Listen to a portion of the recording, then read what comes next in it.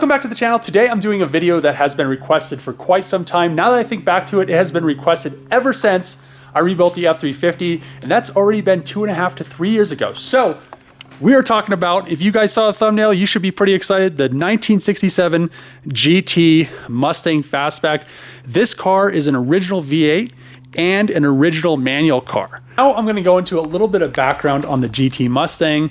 The story behind this car, the guy that used to run our Ford yard actually was doing a full restoration on it. So the unfortunate thing is before he could finish it, which it's very, very close, and drive it, he passed away. So the restore has 0 miles on it. The car originally has under 30,000 miles, and it's just very, very, very disappointing that he put all this time and effort in restoring this car and he never was able to drive it. So the next thing is he bought this car when he was in high school from a guy that was drag racing it up north. I can't remember where he was from, if he was from Oregon or Minnesota.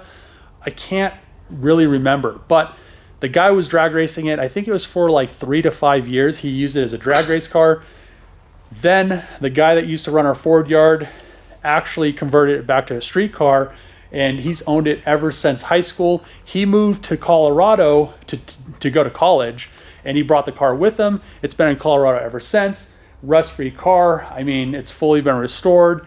Well, I mean, it needs some stuff done. We'll go over that in a little bit, but he just owned it forever, and then he never was able to enjoy it after he put all this work into it. So yeah, that being said, the car is very, very clean. The paint job on it was super, super clean. It needs a few things here and there. So it's kind of doing exactly what the Charger's doing. The paint's lifting right here. And that's kind of why I do all my own, mechanic, body, and paint work, just so I know that, if you want it done, you got to do it, done right, you got to do it yourself. So another thing is why I needed to bleed the brakes in this car. He was going to move it in the shop, and there's a toolbox in front of it. There's no brakes, and it just kind of dinked the hood. The toolbox fell on it, and it just needs a new hood, and it needs to be repainted. It also needs a new piece of this chrome trim. So he bought all brand new chrome trim for the car, and it needs the fender to be painted and the little headlight bezel to be painted as well, because when the toolbox fell, I think it just scuffed it, but it didn't dent it. But other than that, everything was redone on it, and it's just been sitting. But it has the engine was built. I'm not exactly sure what power it made out of this engine. It has a new clutch. Transmission was rebuilt. Pretty much everything. I don't think he rebuilt the rear end because it really doesn't have that many miles on it. But new tires, new wheels. I mean, new chrome, new glass, new seals. Just so much new, so many new parts that it's just kind of crazy that it never got finished. So the interior, the trunk's really clean back here. The interior is pretty much there. It just needs to actually be, I think the seat just needs to be bolted in, the rear seat. It needs something back there, I guess. I'm not exactly sure. I'm not really a Mustang guy, but yeah, the front seats need to be, that seat's bolted in, this seat needs to be bolted in. It just kind of needs to be gone through, cleaned up a little bit. The actual, the one thing is the dash looks really, really clean. So I'm not sure if he got a new dash for it, but I mean, there's no cracks on that, and the carpet's clean. So he must have got a new carpet and new dash as well. I'm not exactly sure, but the thing behind this thing is he just went through it, did all this work, never was able to enjoy this thing outside and give it its first wash, I think in 4 to 5 years. I mean, this car's just been sitting for so long. It's just kind of disappointing that it's in this state, even though it's just dusty. It's not too bad.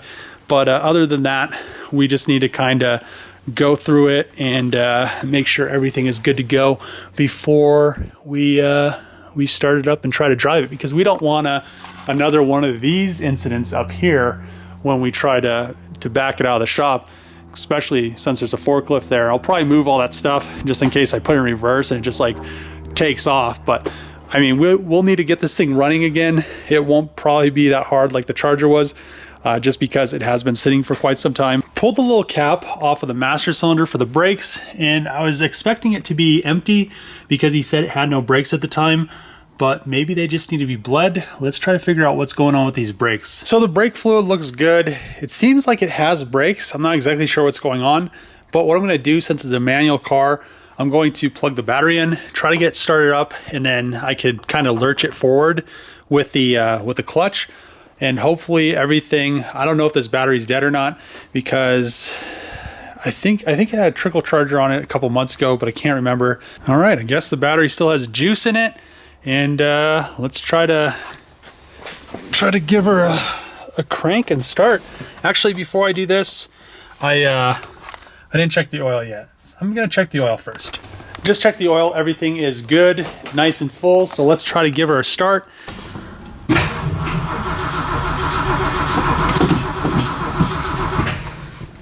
Doesn't look like any fuel is getting to the carb, so I think I have some starting fluid somewhere around here. And we'll try to give her some bottle baby food.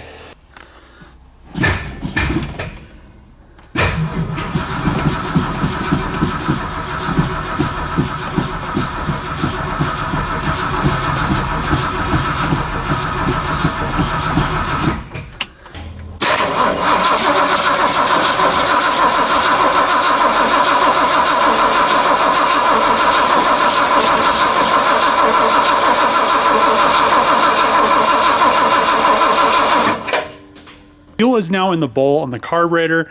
Seems like it's a little bit old, so what I did was I grabbed some starting fluid. We'll give it a little spritz, see if we can entice her to actually turn over and start. Actually, it's turning over fine, but just to start. So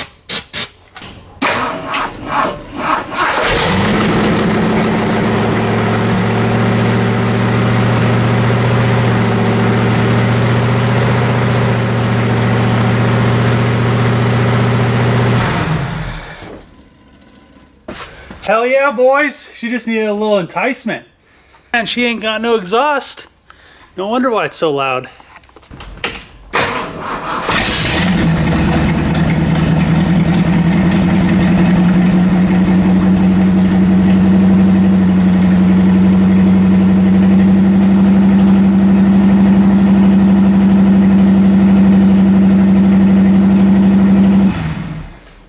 It has some oil pressure. Just wanted to make sure.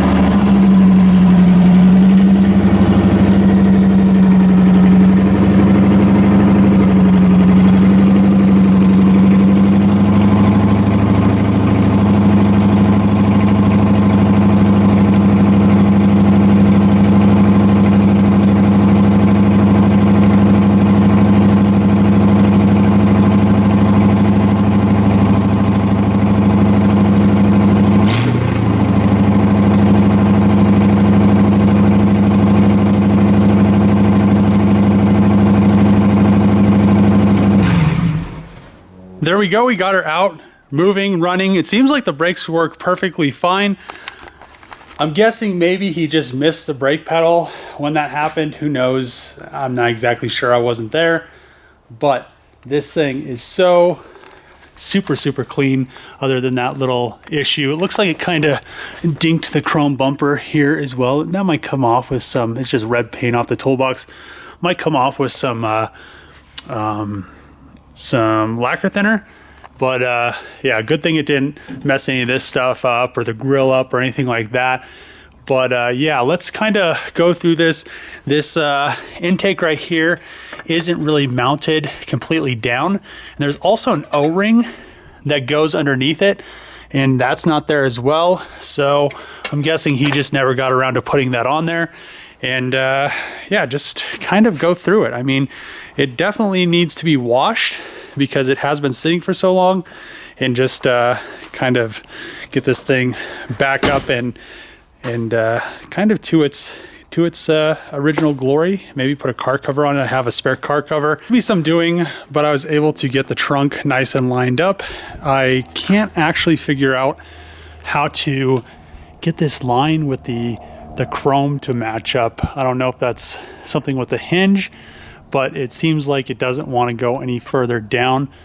May just be because I don't know exactly how to line these up, but I got the gaps all relatively, actually pretty close and even. So I mean, all of that stuff lines up very well. This lines up very well. Just really dusty. So what I'm going to do now is I'm going to try to find the little screw or the little stud that goes into the carburetor, so I could actually get this thing held down 100%. So it's not just kind of there. And hopefully I can find the O-ring for it as well. Pulled everything out of the trunk. There were a set of headers in there. I'm not exactly sure if he was going to put those on or if they were originally off the car, but there is some interior trim right here. I'm going to put in the seat. I'll put in also the rear seat. I'll put in, but it looks like there may be a few things missing. Not exactly sure. The headliner looks brand new. All this stuff looks relatively new. It just was never completely screwed in. So he has this brand new piece for the other side. And I never knew that these actually opened. That's actually pretty cool.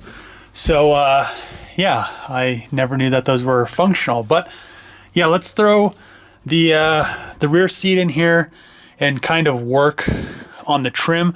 I think the piece that covers that hole right there is this piece laying on the ground right here, but I'm not exactly sure because I'm not like a Mustang guy. I just know how to put stuff together. So I guess we'll figure it out.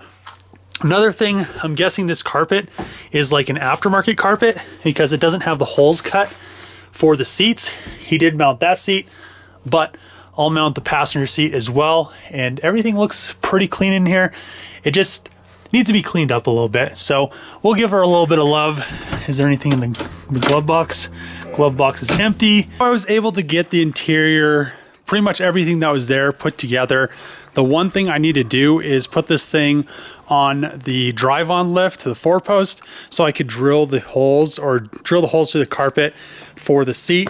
It will be a lot easier because the holes go through, bolts come out, and yeah, you could just drill up through the new carpet and it'll be a lot easier than trying to figure out where the holes are at. And I did get the rear seat back in there as well as all the interior trim in the back. So it is 100% done inside. I mean, there are a few things. These plastics are pretty old.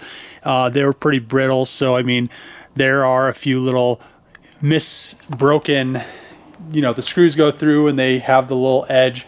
It's, you know, very brittle. So there are a few little broken things here and there, but nothing really to be concerned about. Also, putting that stuff together was kind of a pain because everything's so brittle and it doesn't want to move, and it's been out of the car for so long that it just didn't want to go back to shape.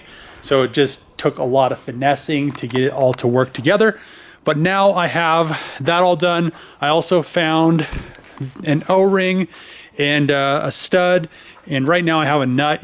I'll get a wing nut for the top of this so it'll be easier to take on and off. So this is all secure. One thing I really don't like is how all the spark plug wires are kind of ran. It just looks kind of disorganized. So I may come back and just kind of reorganize everything.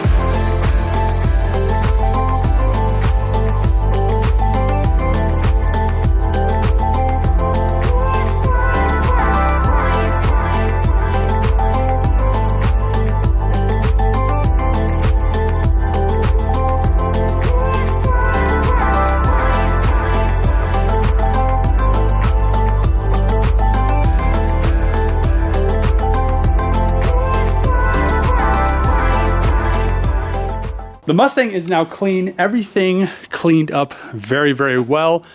I expected it to, because this car, it does have a fresh paint job. Everything is brand new on it.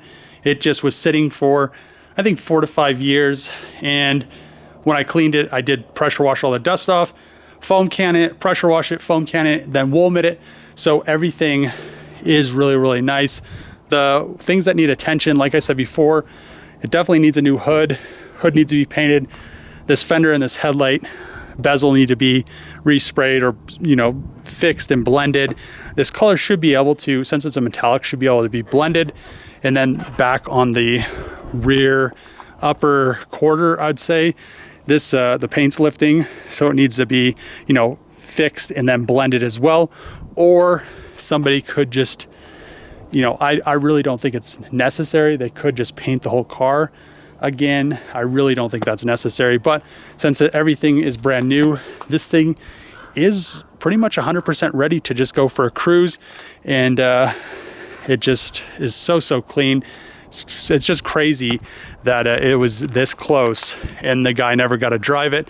So I did clean the interior after I put it back together, and you can see that I wasn't sure if, I was thinking that all this stuff was leather and this stuff up here was a sort of leather. So I did hit it with the cleaner and the conditioner, and then everything else I hit with the plastic cleaner. So it all came out really nice and clean.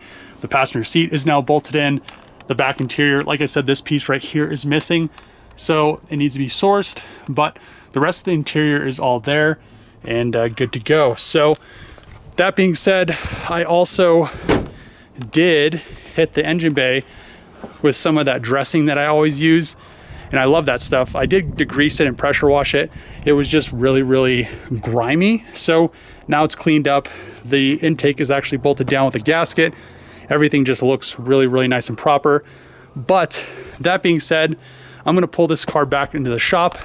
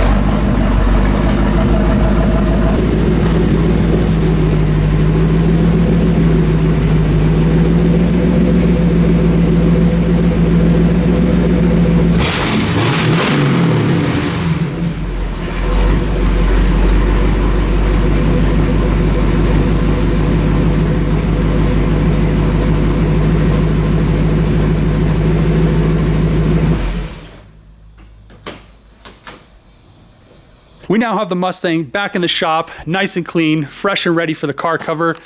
But I'm gonna end the video here. It was really fun cleaning this car up. It was really neglected. It was kind of unfortunate that the guy never got to enjoy it and actually drive this thing, because right now all it needs is you could get like the I think Year One sells these hoods for like 250 bucks, a reproduction one, and he could have just put a black hood on here and drove it like it is. I mean, it's just done in there. It's a driver. It needs a few things here and there painted like I showed you guys, but other than that, these cars go for crazy money. Especially this thing has less than 30,000 original miles. All the history is there, and you know, it's a very, very clean car. All new running gear. All the rebuild stuff has probably less than, I'd say less than 5 miles on it. So probably just driving around here and there in the junkyard and stuff like that. But if you're interested, my email is in the description. Message me. Don't expect to get this thing for cheap. Look what they are worth before you message me, and just, you know, kind of go from there. So I'm gonna end the video here. If you like these videos, make sure to click the subscribe button, give the video a thumbs up, throw a comment below. As always, see you guys next time.